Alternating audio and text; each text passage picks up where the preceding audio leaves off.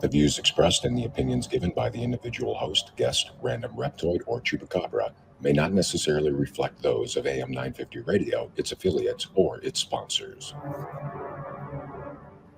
Now, it's time to step into the unknown.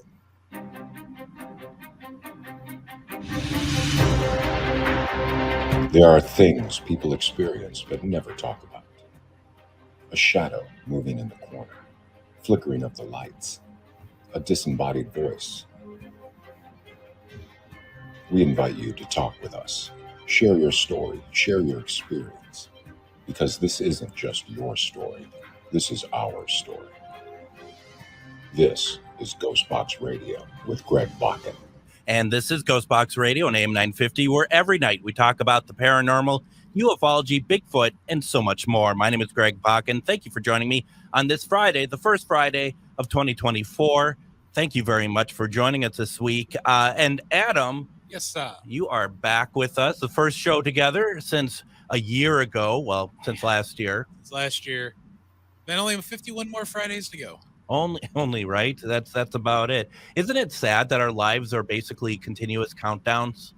Yeah, it's just, the last, basically all that changes the last two digits you write on that mortgage check every month. And that's pretty much it. Otherwise, it's the same grind. Pretty much. Now, as Patrick says, are you in a post-holiday funk? Defined funk. Actually, a little bit. But then again, it's like we had more snow on Halloween than we had on Christmas. Once again, I refer to our learned friend Patrick, who says that there's a chance of snow tonight and tomorrow. Well, I might be festive. We still haven't taken the Christmas tree down yet, so maybe we'll have Christmas part 2.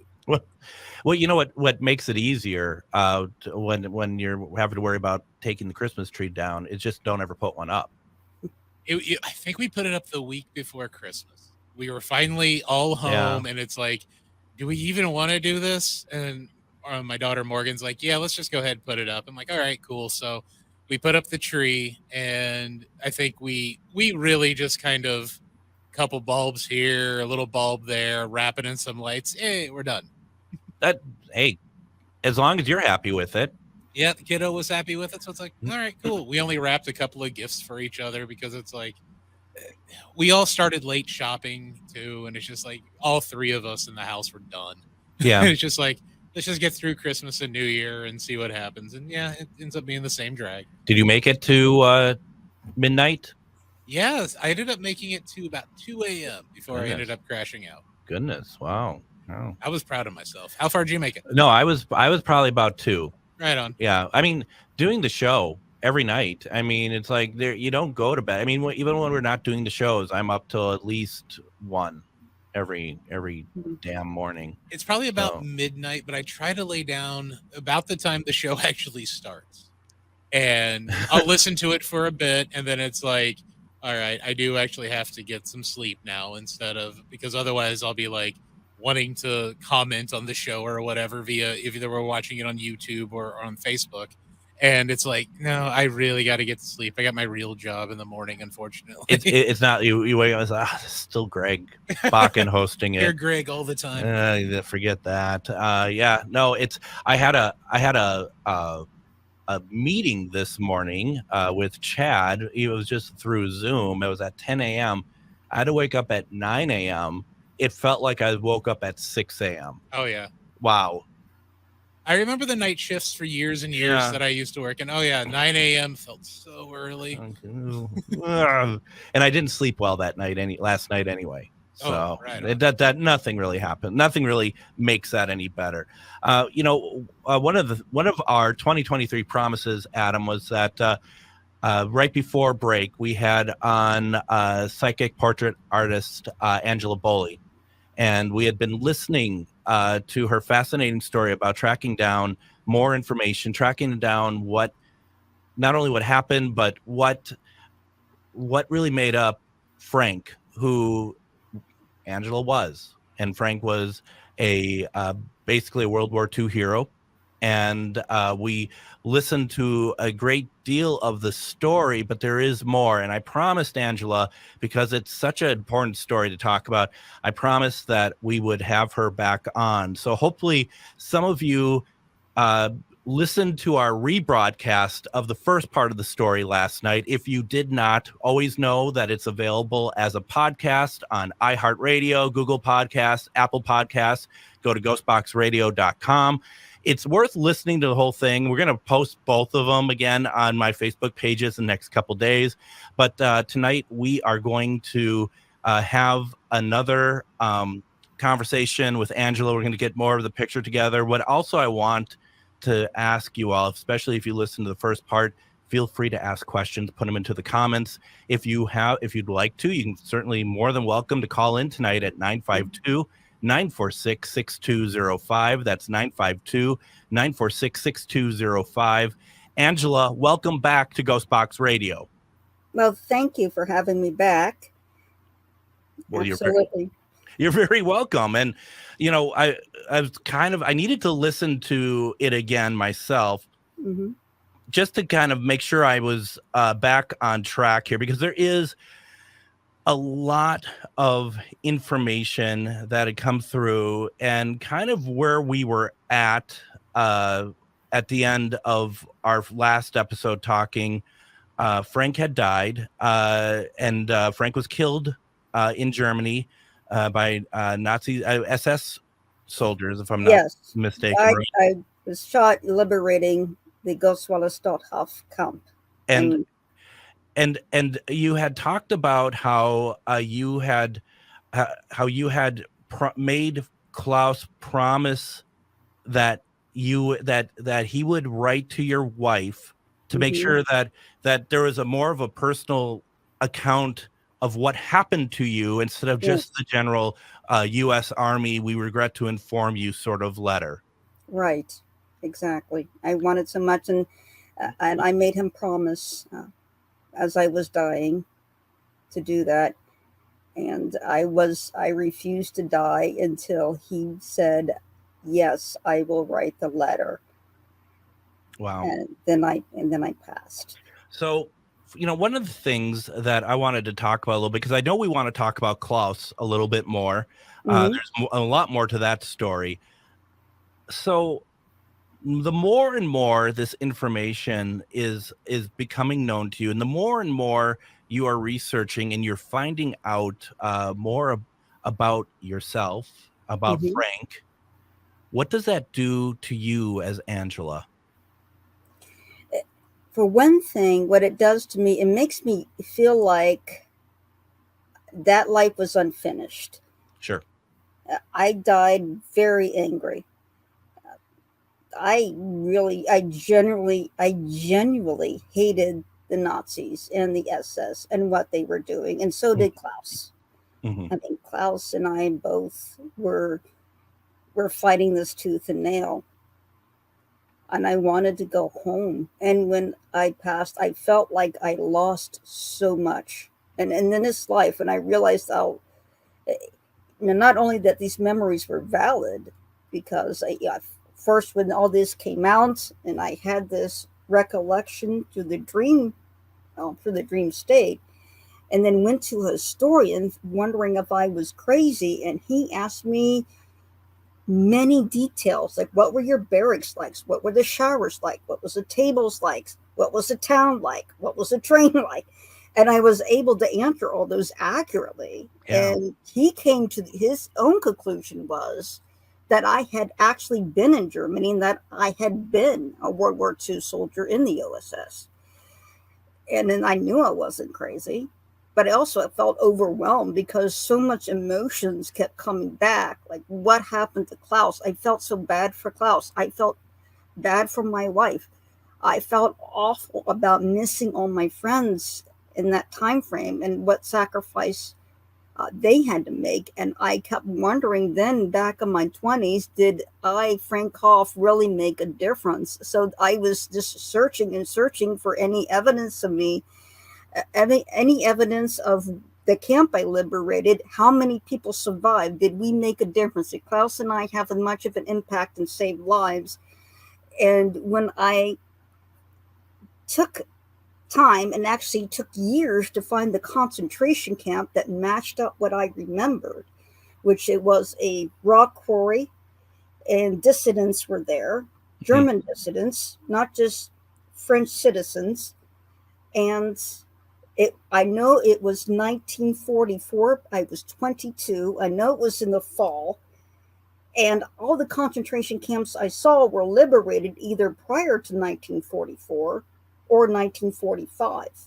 Finally, just this past year, I found the camp, and it was liberated when I remember. It was liberated in September of 1944.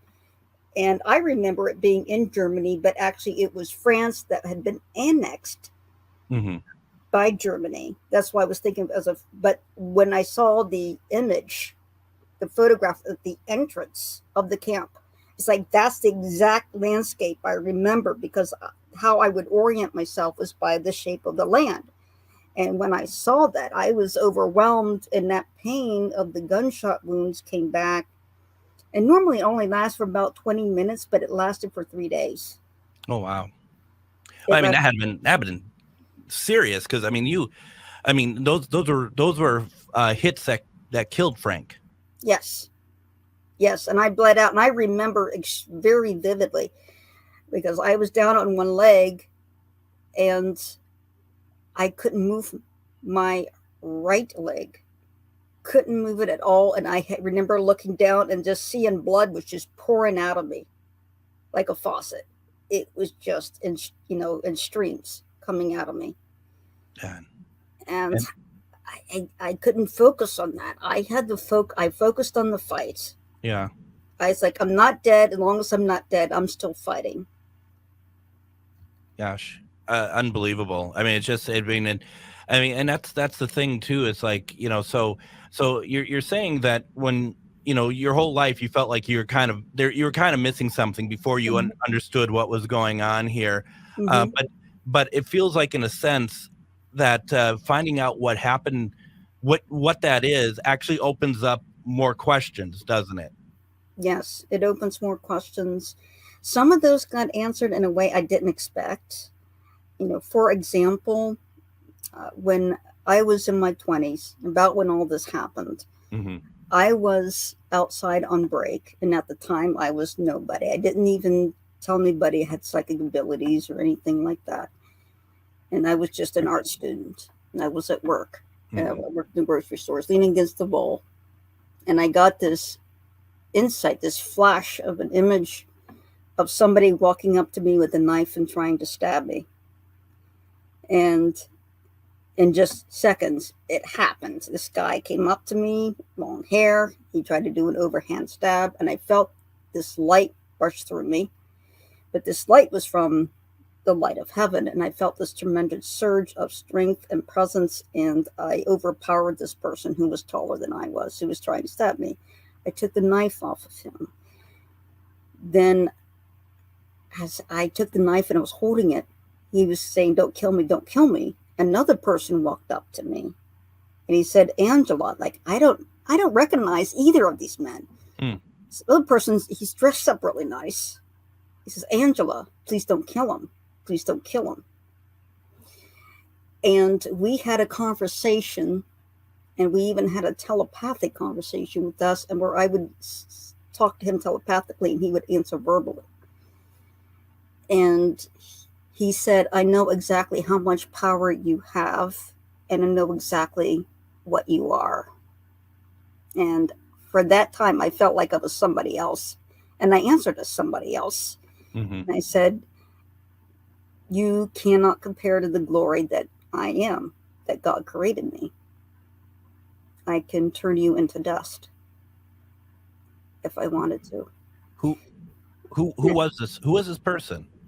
Turns out to be a Satanist. There was a group of Satanists, a coven, that believed that I am an angel, and that, according to him, and in that conversation, I was not allowed to die. Now, the reason why I was not allowed to die is because when Frank had passed, and I was standing before that light, and I was told I was the only man in history to survive a zero survivability mission 3 times in a row without any divine intervention. And because my life was cut off, part of that promise in my agreement to come back was that I would not be allowed to die until I finished here because of Frank, because of my life with Frank. And so when I was 5 years old, I actually did pass. I bled out. I accidentally overdosed on aspirin. I was rushed to the emergency room, and I bled to death. In the stomach, I vomited blood, and I actually left my body. I went up through the ceiling of the hospital through a sunbeam of light, and I saw it was heading towards a great light.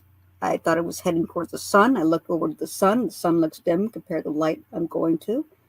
I entered that light, and that light said, your body's made of individual structures called cells. I'm repairing every single one of those and sending you right back. So I did the reverse, went down the sunbeam, saw all the floors, went through the roof of the hospital, saw my body laying on the table. And I lined up with my body, and I heard that voice say, get up, get up, get up. On the third time, I actually leaped off the table. The doctor re-examined me, and he said that not only I was fully recovered, but I was in better health than most children my age. And I had been dead without a pulse, without breath, without brain activity, without blood in my body for over a half an hour. Wow. Why don't we do this? Because we're just getting into things here. Why don't we take our first break? When we come back, we're going to talk more about, there's so many aspects of this that we need to talk about here. Plus, I want to open it up for anybody in our audience who would like to ask any questions to Angela about these amazing experiences. You're listening to GhostBox Radio on AM 950. Greg Bakun here. Let's go on a paranormal investigation together. There is no better place to do that than a one-of-a-kind event we're holding at the haunted 300 Clifton Mansion in downtown Minneapolis, Monday, September 30th. This unique event starts with a quick 101 on how to use the equipment. Then we take a very special trolley tour. And unlike normal candlelight ghost tours, we stop at one of the locations on the tour and do a paranormal investigation right there. We return to the 300 Clifton Mansion and embark on a paranormal investigation throughout the beautiful 20,000 square foot home, exploring the large formal living rooms, secret passageways, and basements deep below, including areas not normally accessible to the public. The 101 and investigations are led by Char Savoy and myself. Tickets are limited. This event starts at 6:30 p.m. Monday, September 30th, with a couple of pricing options available, and tickets are available at 300clifton.com. Look for GhostBox Radio Candlelight Ghost Trolley Tours on the main page. Greg Bakun here. I love historic tours of Minneapolis and seeing everything it has to offer. But if you know me, I like to include a little spooky in my tours, which is why I found the perfect combination. Minneapolis Trolley Tours does this amazing candlelight ghost tour that you have to check out. It's an extremely immersive experience. It's a trolley trip that starts out at a haunted mansion, traveling around Minneapolis locations exposing ghost stories that the public and business owners would rather left untold. Then a tour of the aforementioned haunted mansion where ghosts of past residents from the 1800s reside, plus a lot of surprises to discover. Next, experience Gertrude's After Hours. Did I mention Gertrude is the mansion's most famous ghost? Maybe she'll show up. And you finish up the tour at Gertrude's Lounge in the haunted basement of the mansion with refreshments and Q&A. The trolleys are climate controlled and the mansion is restored to perfection. Check out MinneapolisTrolleyTours.com for more information. Greg Bakun here. I've told you about the out-of-the-world roast beef sandwiches at Maverick's Real Roast Beef, but I haven't told you about their Philly steak sandwiches, turkey bacon avocado sandwich, BLT, crispy chicken, fish sandwiches, brisket, or pulled pork. Okay, you get the idea. They make a lot of delicious food to the same standard as their famous roast beef sandwiches, and now I'm starving. I'm going to go to Maverick's Real Roast Beef off Lexington and Roseville, and you need to go too. Check out their menu at mavericksbeef.com. Gritty Gear Company is a great place to go for clothing that is fun and expressive, but did you know we also do custom orders on demand? We've worked with all types of companies and organizations, from first responders to even a certain radio station. Our team is here to help you look amazing. Our clothing is of the highest quality, and you will love your logo on the finished product. We are a locally owned small business who simply wants you to look great. Find out more at grittygearcompany.com. We know you value buying local, especially when it comes to your magical supplies. So if you're looking for grimoires, decks, jewelry, candles, or herbs that are locally sourced, then come on down to Magus Books and Herbs. Curated for your ritual, ceremonial, spiritual, and spellwork needs, we've got all the tools to make your working extra. So make that prosperity ritual one that keeps on giving by visiting us at 1848 Central Avenue Northeast in Minneapolis, or visit us online at magusbooks.com. Have you ever met someone who not only can help you on a deep spiritual level, but also potentially change your life? Refined Divine is an extremely gifted psychic medium who travels the nation and lives right here in the Midwest. And she offers mediumship, mentorship, house and business parties, energy healing, palm readings, and so much more. Refined Divine has helped thousands, and she can help you. Hi, this is Psychic Medium Deb. I cannot wait to hear from you. You can go to refineddivinepsychic.com. And speaking of Mega's books, I was just there today. What a great conversation over there. It was great. But one thing I found out that was happening over there, and I wanted to share with everybody, that on January 13th, from 3:30 to 5:30 at Mega's Books, there's going to be an exhibit, and it's called the Sleeping Chamber Gallery Show by Michelle Lancy. And Michelle Lancy is coming to Mega's Art Gallery. Her photography features crypts, graves, and other ways we lay our dead to rest from sights from around the world. This is really, I'm looking at some of the photography right now. It is fantastic, and it's I know that there's going to be photography from New Orleans and other parts around the U.S. as well as around the world. Once again, that is happening January 13th, so it's a week from tomorrow. And it's going to be at Megas Books. To get more information, go to magusbooks.com, MAGUS books.com, or you can go to their Facebook page as well and see all the information there. It really is going to be I don't know if I'm going to be able to actually go or not, because I have something else happening that weekend, which is kind of a bummer. I really would have liked to have seen it, but I think everyone, if you can, go out there and check it out. So I'm looking forward to it. So with that being said, we're going to get back to our conversation here with Angela Boley. Angela, we've had on before talking about her amazing, beautiful psychic paintings that she has put together. But we've been talking about past lives, and one of hers in particular that has been really been pulling her to find out more about. And as we've been kind of uncovering a little bit more, it's something that has had lingered in a sense her whole life, kind of made her feel sort of empty. And this is a gentleman's name is Frank. He was with the U.S. government during World War II, but acted as a spy for the U.S. With the German army.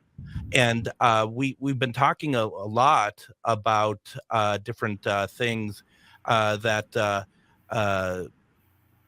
is worth kind of going into. Now, once again, folks, if you have questions for Angela, because there's so many layers to this, you can call in 952-946-6205. That's 952-946-6205, or put something into the comments. And one of the things, Angela, you wanted to kind of talk about is some training that had saved your life. Now, is this training that Frank got, that Yes. that kind of went over and lasted into your current existence? Yes, because that group, I believe they were part of the World Church of Satan. They actually put a contract out on my life. Mm-hmm. The police got involved. The case is still open. I mean, it has never been closed. Yeah. But they continuously harassed me. They kept putting my life in danger. They tried running me off the road. They confronted me. They were constantly bombarding me. But I somehow remembered my training. Like, part of my training was evasive driving techniques. And when they would be out there trying to get me to overcorrect. For example, one of the ways that an assassination could take place, and what I remember from my training, was that if a car would try to come towards you and kind of run into the opposite lane to try to get you to overreact and get you to lose control of your car, or they run right into you head on in such a way that minimizes damages to the other person, but it goes to kill you. And I would know from my training exactly how to use those evasive tactics, not only how to avoid getting into that reaction to overcorrecting, recognize those tactics, also how to elude from being chased from another vehicle, how to elude from being followed, how to defend myself against this type of harassment, how I was supposed to act. And I would, in my mind, it's like I remember all of this from my training. And not to make light of it, but it's kind of like a born identity sort of situation there, in a sense that you just like it just kind of snaps back into you. Yes, absolutely. So I'm sorry, the people who are have their life that put out the contract on you, what was the reason for that? Had that anything to do with knowing that you were Frank and that they were somehow connected to the past that Frank had lived with and encountered with their past in some way? No, they believe in that I am an angel in body.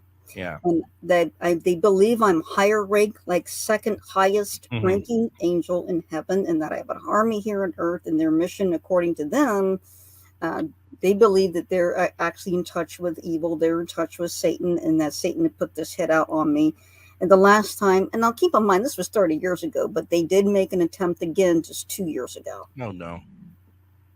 So they're still at it. They're still trying, but my intuition is so strong. It's like I recognize them, I feel them, and even like I see like a fluorescent pink writing in the air above them, above their heads. It's just my intuition kicking in and like warning murderers, kidnappers. And they actually cased my apartment for about 3 months. I kept track of them, and they had a very distinct car. Reported the police. They did try to kidnap me. This was the 2 years ago. Yeah, and I suppose the purpose here is that they're hoping to catch you with your guard down, right? Right, and it's impossible because of the psychic gifts. Because I came back with psychic gifts. I was in tune. My creator and created me, or when they sent me back, changed my frequency to resonate in such a way that I can receive information and be intuitive and be psychic. Meaning that I'm hypersensitive. I can get information from across dimensions, and that can warn me, protect me, keep me out of harm's way, but also allow me to hear and listen to spirits. And then there are spirits who did not reincarnate, who I knew was Frank Hoff, that come back and visit me as well. And I guess that's, and I understand that, and not that I'm trying to look at the salaciousness of the situation, but do you have, in the sense, anybody who knew you as Frank Hoff and were upset that, regardless of Frank doing his duty, that he might have killed that person or whatever else? Or is that something that had never been an issue in this current life? It's not been an issue in this life regarding vengeance of have killed some SS. The person that was sent to kill me, this is interesting. When we met, we actually, the person that was supposed to make sure that hit take place, when we met face to face, at some point we did fall in love, and we recognized each other. He turned out to be my wife, Frank's wife, reincarnated as a man in this life. So this is the one who pulled the knife on you?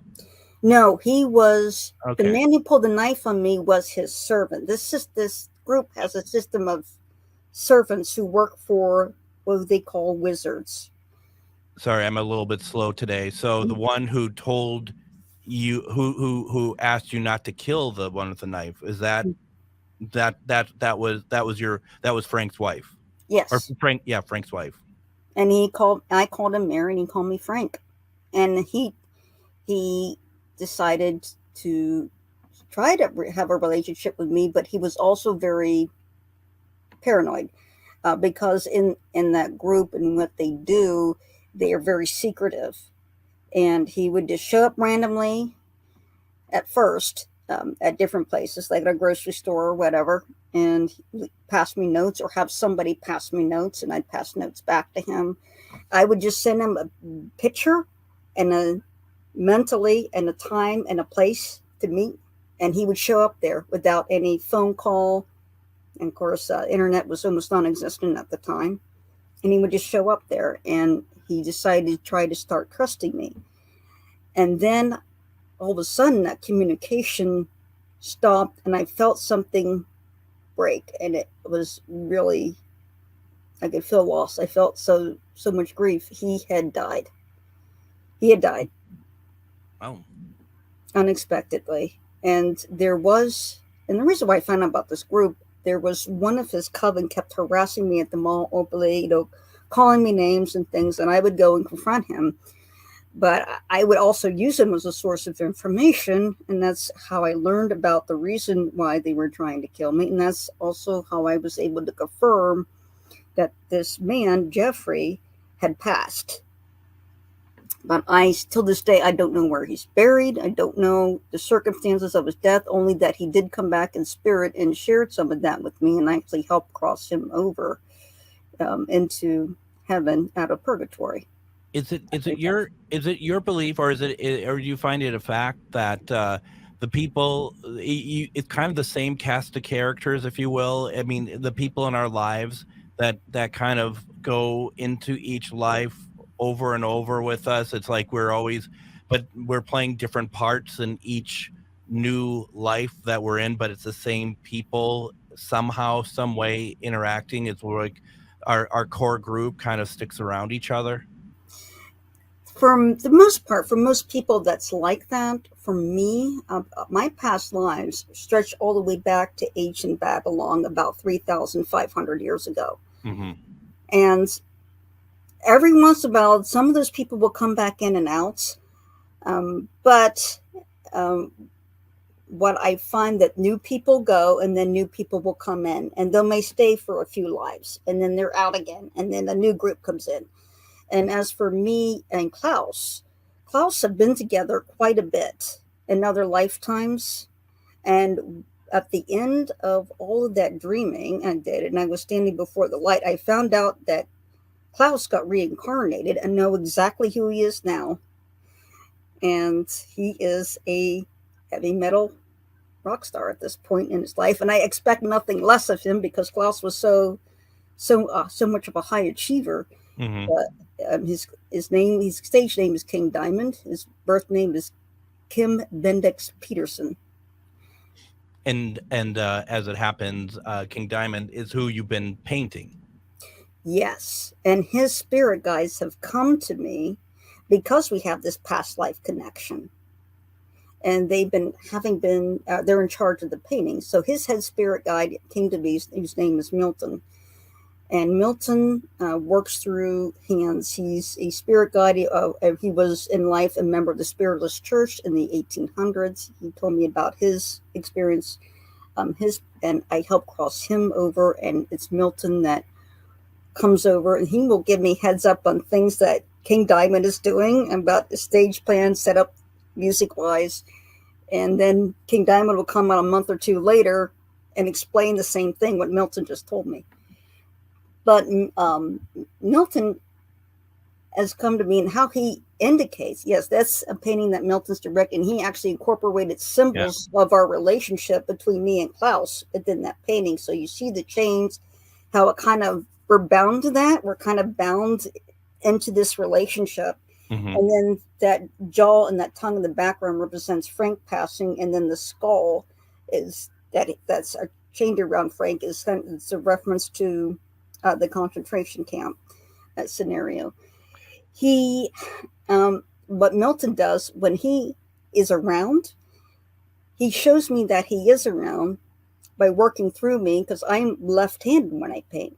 Mm-hmm. All of a sudden, I will paint with my right hand as well as I do as my left. And I've never been able to do that. The only time I can do that is if Milton's around.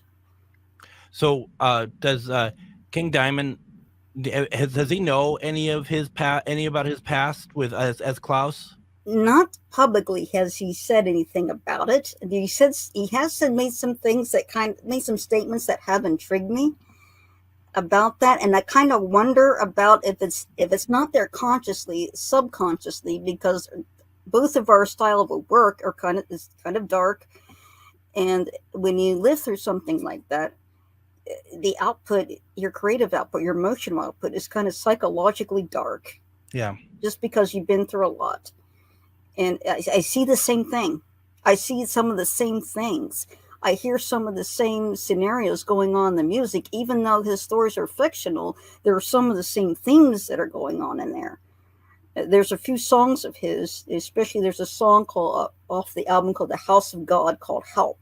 Mm-hmm. And that I so much relate to that when I was shot and dying. The emotions in it are so strong, and it almost reflects word for word for what I was going through at that time as I was shot and lay dying. And it makes me wonder how much my death affected people afterwards, my friends, Klaus, and then also the French counterpart that I had because this was a French-American operation to liberate that camp, who was Toussaint, Officer Toussaint, how that affected them.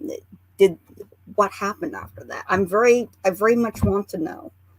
Well, and you got to think too a little bit, and we're gonna head to break here in about 30 seconds. But you got to think that, your death as Frank, and like how did it affect them? Had to affect them profoundly.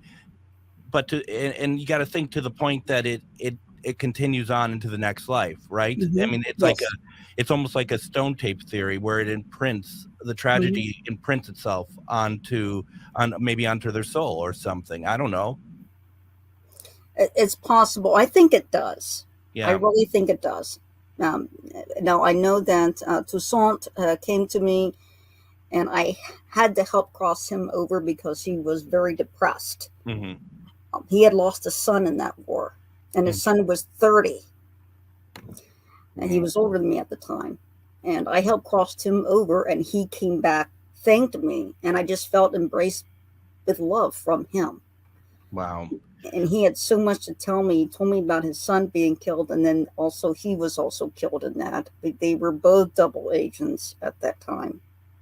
Wow. Why don't we do this? Why don't we sneak in our next break here? When we come back, we're going to continue and finish up our conversation with Angela Boley. Once again, if you have any questions, if you want to join the conversation, you can do so at 952-946-6205 or put something in the comments. You're listening to GhostBox Radio on AM 950.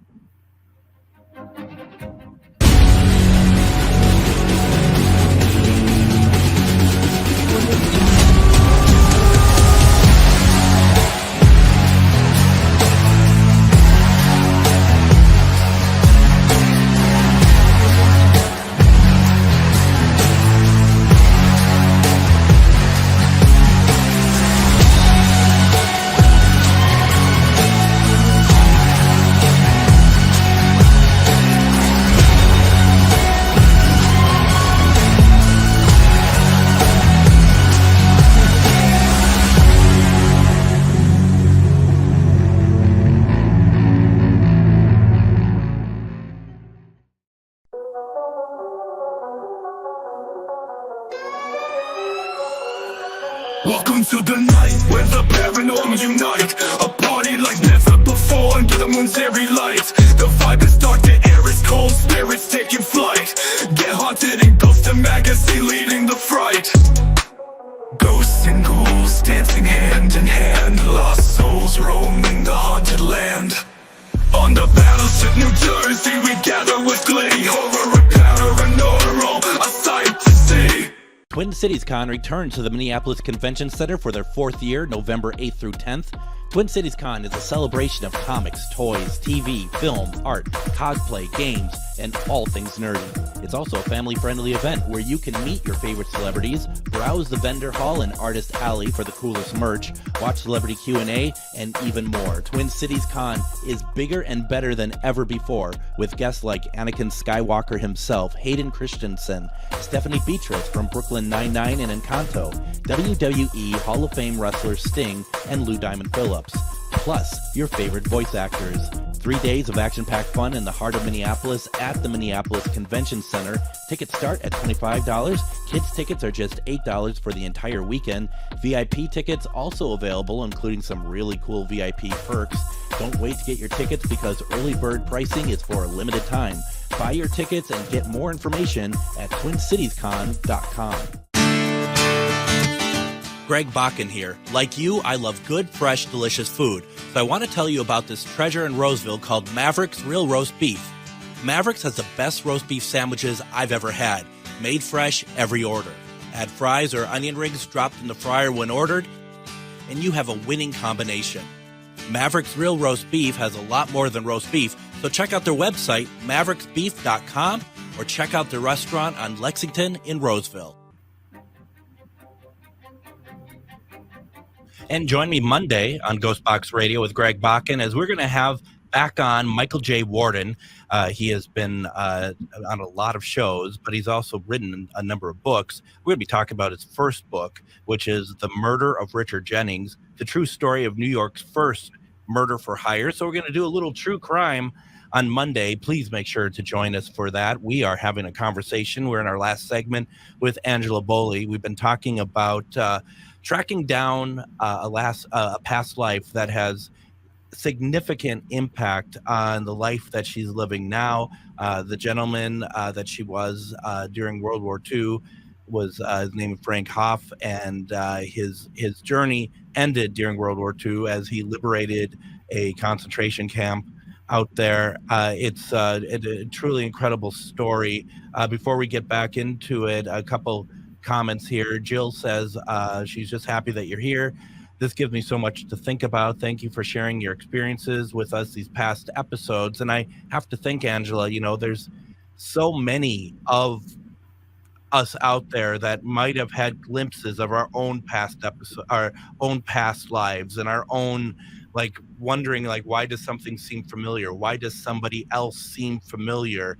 That but what you're experiencing just is on such a different level, which is pretty incredible.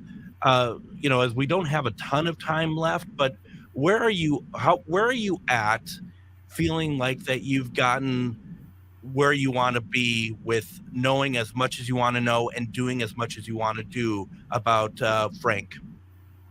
Well, I noticed the more that I live life as Frank did, the more peace I feel. So I am relearning German, and it's coming to me quickly. And I at such a point where I'm presented words and grammar that I shouldn't know in this life or never were taught in this life, and I just know, and I just get everything right. I also feel like I need to go to Wilkes-Barre, go to the Just a Genealogy Department so I can find, certificates and things like that. I feel like I need to meet Klaus, especially. Klaus saved my life. I want to thank him for that, because back at that bar, there was a soldier, what we call a soldat. So he walked up to me, and I think he was testing me. He said, "Do you remember the bakery that used to be here?" And I couldn't answer because I wasn't local. Klaus wasn't local. And Klaus was in earshot of me. He heard this. He knew how to get me out of the situation. So he came behind me, put his arm around my neck, and pulled me off my feet in the bar and said, "Gut gemacht," which means good job. Good job back there. And he pulls me to the bar, and I'm about to get up on the bar stool, and he actually physically picked me up like I weighed nothing and set me out on the bar stool like I was 10, put a drink in front of me, pat me on the back, gut gemacht, which just means in German, good job. And he saved my life. If he hadn't pulled me out of there, I would have been exposed as an Ausländer, which just means foreign agent, a foreigner, and I probably would have been killed or executed. If it wasn't for him, I would have been dead. even if Kim doesn't remember, I still owe him a debt of gratitude for that, because there's no way I could have gone on to help liberate that camp. And there's a man who is still alive who was 18 when I was there liberating that camp. He was French. He was now in his 90s, and he was interviewed in France. I was like, I would love to talk to him. I would love to have that. Like, do you remember the pregnant woman? Do you remember? Do you remember Frank? Do you remember Klaus? Do you remember all the people that were there? There's just so much. I feel like I need to finish with this life. And for those who may not quite remember, the pregnant woman was the one that Frank came across, who was past due. She looked like she was past due, right? And yes. that Frank had mentioned that I'm probably going to be giving up my own life tonight, but you need to, this is to save you, and you need to take care of this child. You need to take care of and get out of here. Yes. Yeah. I want so much to find out what happened to her and her baby. That would be amazing, wouldn't it? Yes, it would be absolutely amazing. I mean, pay attention to your dreams, write them down, because if it feels like a memory, it probably is. And just do research as best as you can to find out if that was your past life, because that may hold a lot of answers for you. Yeah. I mean, it's that's the thing. And I'm going to go off topic here real fast, if you don't mind, because it's odd. I had a dream about 10 years ago it was an area called Northeast Minneapolis, and there was walking down the street, and there was a building that kind of stood out because it was much more modern than the rest of the area. And today, when I went down to Magus Books, which is in Northeast Minneapolis, and I haven't been down to Northeast, that area, for decades, there it was. And I had to walk past it to see if I could recreate the dream. Like the sidewalk and everything being the same. And I don't want to turn this into about my stuff, because it's about you tonight. But I just wanted to share that, because it is something about that there is so much more than, anyone who discounts dreams of any kind. I think you're really missing the picture. And not only that, too, because you sound like you may have done something called astral travel, which I do, and I consciously do. But I get sucked to Germany, sometimes against my will. And I'm usually in Cologne, Germany, which in English we say Cologne, but it's Cologne, Germany. That's where I felt I met Klaus, and I literally watch over the city and protect it while I'm there. And I'm usually on the roof. And I didn't realize I was going to Cologne until I remembered all the landmarks, I remember the bridge, and I was been going there for years and years. And what I did there was not only protect the city, but also at the train station there, I was helping souls that were lost, that were German or were French, who had passed away in Second World War, and that were still looking for family. They would come up to me and say, "Have you seen my wife? Do you know where my husband is? Can you help me find my kids?" And so I would create a spirit train from the actual train station that would cross everybody over at once. And I did this for years and years. And a lot of them are extremely grateful. I've did a project from my World War I life where I helped cross over 10,000 World War I German soldiers and also French soldiers as well cross over, and they were very grateful. But I get pulled to Berlin, I get pulled to Cologne, and I get pulled to the place where I was a guard, where I guarded the tank. And I know where those, the one place where I was a guard, I felt was in the Rhine River Valley on the French side, and I'm still looking for it because I would love to go over there. I want to go to Cologne since I'm over there. Astrid might not be there physically, but it took me a while to figure out, okay, here's all the landmarks, and I see all the drone film from Cologne. I recognize the cathedral. I recognize the layout. I know exactly how it's laid out. I know the stadium. I even know the restaurants there because I've been there so many times astrally. I gotta, when you do the astral travel, can you only travel in your current timeline, or can you go back in time? I can only travel my current timeline unless I've crossed over, unless I'm in heaven, because I'm allowed to go to heaven anytime I want to. I don't need you to do that to answer my question. No. Yeah. Because, I mean, it just seems like, boy, it would be amazing to be able to, I mean, that would answer so many questions for you. Right, exactly. Unfortunately, I can't go back to that time, astral travel. I can only astral travel in this time. But some information is hidden from me, and how I have to glean from it is if what they call Akashic records. So if you are, there's like a record database, sort of like Google, but it's on the other side, and it has your memories, and only you have access to this. Sometimes I've been given access to other people's memories and other people's past lives. And when I'm over there and looking through that, trying to get information, while some of it's hidden from me and some of them I'm not supposed to know yet, because I'm supposed to meet people to complete part of that information and part of those lessons from that time frame that are connected to that past life. Can you talk to Frank? I mean, you are Frank, but can you talk to Frank as Frank was in 1940s, like that version of you? Can you talk to that version of you as a different person? Yes, I have. But he's deep in the subconscious mind. So a lot of times I will be asleep or nearly asleep, and then he'll come through speaking in German. In fact, he has spoken through his spirit box. Mm-hmm. He's spoken through my thoughts, and I will hear, he will say in English what I'm thinking, and then he'll say it in German right afterwards. And I will ask, why can't I remember all my German? Right. Clearly, Frank, the imprint of Frank is there. I am Frank. That German language is still there. The framework is still there. The grammar rules are still there. Well, it's interesting because Adam and I were talking prior to the program, and I don't know if you know, I do a lot of spirit box work.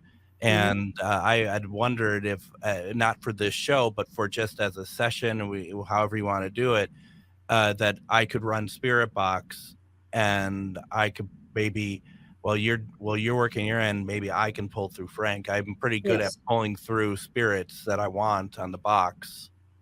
It'd be interesting to see what we come up with, if it's something you're interested in. You certainly don't need to answer right now, but it's something absolutely I would be, or you can answer right now. Yes, that's fine too. And also, I've had my Opa come from my grandpa who raised me. I bet. I mean, I bet that's reassuring to hear him. Oh my gosh, it was such a powerful, healing conversation. I was crying tears of joy because hearing his voice and us having a heart-to-heart conversation in German. And it was just wonderful. And then I also have from my past life, from World War I past life, where I was a British soldier and I was taken prisoner by a German officer. He came through an S-box, and we're great friends. He's even talked out loud without an S-box to me, helping with the painting. And we are very, very good friends. His name was Officer Josef Gruber. And when he talked to the S-box, he spoke in German and in English. I asked him, how many men did you take prisoner that day when you took me prisoner? And he said, wir sieg. Wir sieg in German is 40. Okay. Yeah, he shot every single man in the head and had them dig their own graves. And I was guy number 40. And then the war ended just as he put the pistol to my head to fire. So do you, as we're down to about 2 minutes left, do you have you ever seen an actual picture of Frank? No, not yet, but I remember very clearly what I look like in that time frame. No, I'm just curious if I mean, because I know that's kind of a needle in a haystack as well. And I know that you're trying to deal with like on official levels, trying to get information about Frank as well. So I know that, I just know that it's not an easy thing. I just wasn't sure if you did have anything that you had found yet, but not yet. I'm still looking, and also looking for Klaus and also Toussaint, and it's learning German, and I'm also learning French because I want to access those archives. And if I ever end up in Germany and France, where I was, I like to speak fluently in those languages and talk to the people there who have been there a long time. They may even remember, even if they're only descendants from the people that were there, maybe they would have some answers or some insights to that time period that was maybe passed down in their family that they could share. I just like that you're just like, I'm just learning every language right now. I'm learning it all. I'll just get it covered. I'll just cover the gambit of the universe here, and I'll get it all done. Jill says that doing a spirit box session, the two of us collaborating together, would be an extraordinary session, GhostBox session for sure. And I think that I would be very interested to see, because the reason why I personally do this stuff is to help people, and if there's any even small itty bitty way that I could help, I would love to be able to do that, because as we literally have about 30 seconds left, Angela, I know that this has been such a big part of your life, unraveling what's going on. It's a very inspirational story that you've shared with us. And my advice to people: don't be afraid. No matter how traumatic or how difficult that past life is, or even your childhood, don't be afraid to go through those emotions. Don't be afraid to face it, because you're going to come out the other end a better person ultimately. And I feel like I'm a better person after this. I feel like I have such a rounded view and such a greater respect for the men and women who are veterans and who've been through that, and who are injured and who carry those injuries, and those injuries last for multiple generations and lifetimes. I feel such a strong connection that I'm more valuable than I think I am, and I'm stronger than I think I am. Well, Angela, I really appreciate you sharing. Everyone in the comments is just so happy to hear your story. Angela, thank you very much for joining us and sharing more of your information with us. I really, really appreciate it.